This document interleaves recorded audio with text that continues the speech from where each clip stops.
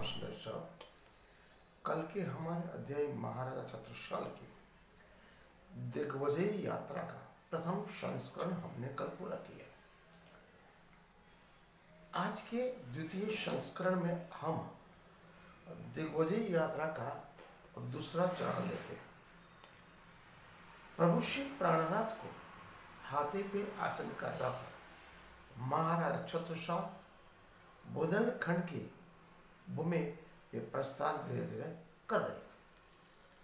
उन्होंने बुंदेलखंड के पूर्वीय तट एवं यमुना तट की जितने भी राज्य थे उन सभी को अपने अधीन कर लिया था। महाराजा छत्रसाल चित्रकूट में जैसे सेहुड़ा से आगे आए, चित्रकूट का महाराजा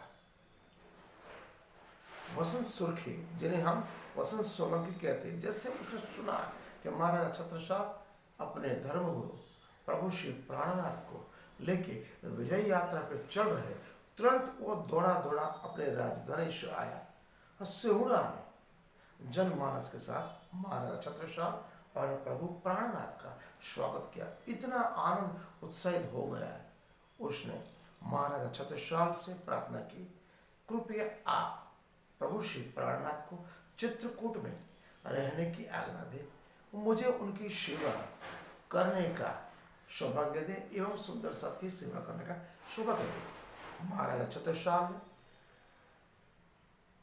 सुर्खी सोलंकी के राजा की हृदय मन तन आत्म की भावना देखी एवं उनको मूल स्वरूप का जानकर महाराजा छत्रसाल ने प्रभु प्राण से प्रार्थना की, प्रभु आप चित्रकूट पधारिए, यहाँ रहिए और वसंत सुर्खी को आपकी सेवा करने का मौका दीजिए। वसंत सुर्खी ने अपने तन मन धन के साथ सभी सुंदर सत की सेवा की और महाराजा छत्रसाल का आधिपत्य स्वीकारा, उसका प्रमाण भी दिया। उसकी वजह से वसंत सुर्खी को सभी सुंदर सत की सेवा का मौका मिला। उस समय तक महाराजा छत्रसाल यमुना तट एवं पूर्वी तट की भूभाग पे अपना आधिपत्य जमा चुके थे। अब वो महाराजा छत्रसाल दक्षिण और पश्चिम घाट की ओर अपने दिग्विजय यात्रा का शुभारंभ करने वाले थे। ये सभी बातें वेदक के प्रकरण 60 में वर्णित है, जो मैं आपको सुनाना चाहता हूँ। सुनिए। यहां से असवारों को शेवड़े पहुंचे जो बसंत सुर्खी आए बिना कदमों पड़े तो चित्रकूट ले चला, पर जुदा रख्या आ वो संसार की लहर का कबल हुआ था। सिराज चले चित्रकूट, लिया महाराज है दिल में, सेवा में भंग होते कोई इलाज करो इनसे। तब सेवा के वास्ते पहुंचाए सब साथ, कौन ठकुरान ने सबे सोपे सिराज की हाल। महाराजा छत्रसाल ने युद्ध भूमि में थे, इसलिए महाराजा छत्रसाल ने अपने सभी राजकुमारों और सगे संबंधियों अंगद मदस्ती को प्रभु श्री प्राणनाथ की सेवा में चित्रकूट में 1 वर्ष तक रखा। 1 बरस तहां रहे, इन खोले अल्लाह कलाम। उसी समय प्रभु श्री प्राणनाथ ने महाराजा छत्रसाल के लिए बड़ा कयामत नामा ग्रंथ लिखा था, जो महाराजा छत्रसाल के ऊपर अधीन था। प्रभु श्री प्राणनाथ ने सिराज रोशनी जाहिर करे, खुल गए शमठान। ये मतलब उसी समय महाराजा छत्रसाल पश्चिम और दक्षिण की भूभाग की ओर दिग्विजय यात्रा को लिए। अब एक घटना बनी। विक्रम संवत 1744 चल रहा था। उस समय खटोला का संघर्ष, जिसकी हम बात करें, महाराजा छत्रसाल दिग्विजय यात्रा पर चल रहे थे। महाराजा छत्रसाल के 4 राजा दतिया, चंदेरी, परवानी, घड़ा और ओरछा, जो उनके सगे संबंधी थे, फिर भी वो आस्तीन के श्राप थे। महाराजा छत्रसाल खटोला पे अपना आधिपत्य जमा दिया था। ओरछा का राजा पुराने काल से उनकी दुश्मनी चल रही थी, उसको महाराजा छत्रसाल का खटोला का जो आधिपत्य था, जो उनके अधीन था, वो उसको रास नहीं आ रहा था। तो 1754, 44 और 1745 आते आते 1 वर्ष के अंदर ही ओरछा के राजा ने 3 बार भयंकर महाराजा छत्रसाल से युद्ध किया। वो सभी बातें वितक में वर्णित है, लेकिन उसके पहले ओरछा के राजा हितेशु महाराजा छत्रसाल का नहीं था, उसके साथ चंदेरी, दतिया, पनवारी, गढ़ा के राजा भी थे। वो चारों राजा उस समय एक ऐसी घटना बनी, वो एकजुट नहीं हुए। क्यों? कि वो सब जानते थे महाराजा छत्रसाल ने उनको आशीर्वचन दिया था, आश्वासन दिया था, जब तक आप हमारे सामने नहीं होंगे हम आपको तब तक अधीन नहीं करेंगे। हमारे शरण में आपको रहना पड़ा, आश्वस्त दिया था, इसलिए वो एकजुट नहीं हुआ। फिर भी उनके दिलों में और साथ साथ ओरछा के राजा में महाराजा छत्रसाल को परास्त करने थी कूटनीतियां चल रही थी।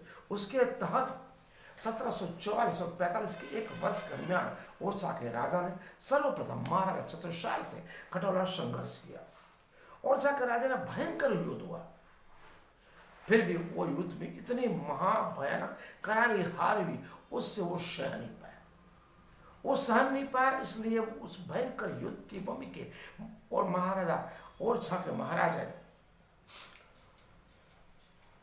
दतिया, चंदरी, पनमरे, गढ़ा के राजाओं के साथ मिलकर दूसरी बार उनका नेतृत्व दुआ के साथ दूसरी बार हुआ। उस युद्ध में भी ओरछा और उनके साथी राज्यों की हार हुई। उससे तिल मिलाते हुए ओरछा राजा का पंडित इतना तिल मिला हुआ, इतने बहुत बड़ी सेना लगे, महाराजा छत्रसाल से तीसरी बार युद्ध हुआ। तीसरी बार भी उसको युद्ध का सामना करना पड़ा। सभी जो राजा दतिया, चंदरी, पनवारी, गढ़ा के थे वो चारों तो एकत्रित रहते थे, लेकिन कूटनीति के सहारे उसको अलग रहे। क्यों वो अलग रहे? उनको पता था अगर महाराजा छत्रसाल के सामने गए तो उनकी जो धरोहर है, उनका जो इतिहास है, उनकी बातें पन्ना के इतिहास में रह गई, इसलिए वो अलग रहे अपने आप को बचाने के लिए, लेकिन एकजुट नहीं। ये सभी बातें अभी तक में वर्णित है प्रकरण 60 में, जो आपको मैं सुनाना चाहता हूँ। ले मुहिम खटोला के राजा ओरछा के उठी पटवाया हुक्मे जड़ समत उखाड़ो।